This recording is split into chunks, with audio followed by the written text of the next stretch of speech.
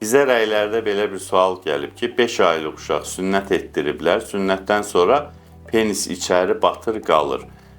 Buna biz deyirik gömük penis, yəni ki, batıq penis deyirik. Yəni, bu uşaqlar sünnət eləmək olarmı? Əlbəttə ki, olar. Sadəcə təcrübəli əllərdə sünnət olmalıdır ki, lazımdan artıq dəri götürülməsin, yetəri qədər orada dəri saxlanılsın ki, gələcəkdə penis inkişaf eləyəndə artıq o batıq hissə hormonların təsiri ilə çölə çıxanda dəri əksikliyi yaşanmasın. Mənə bir neçə müraciət olur bu halla bağlı və müayinə etdiyim uşaqların təqribən yarısında görürəm ki, batıq penis olduğu üçün, təcrübəsiz əldə də sünnət edildiyi üçün sünnət dərisi çox azalmış olur və onlara biz artıq hormonal müalicələr vermək məcburiyyətinə qalırıq və ya plastik estetik əməliyyatlar eləmək məcburiyyətinə qalırıq.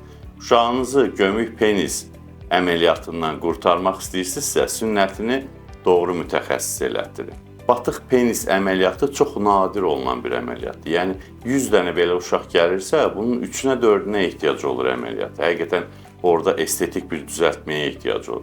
Geri qalanı yaş artdıqca öz-özünə düzəlir. Düzü, Azərbaycan praktikasında belədir ki, 10 dənə uşaq sünnətə gedirsə, onun 3-nə 4-nə deyilə batıq penislik, ya buna batıq penis əməliyyatı eləyək.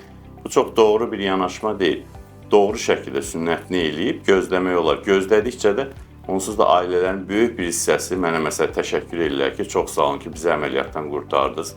Ya nə bilim krem verdiniz, ya müalicə verdiniz, ya da heç nə eləmədən tamamilə normaya gəldi, qayıtdı uşaq.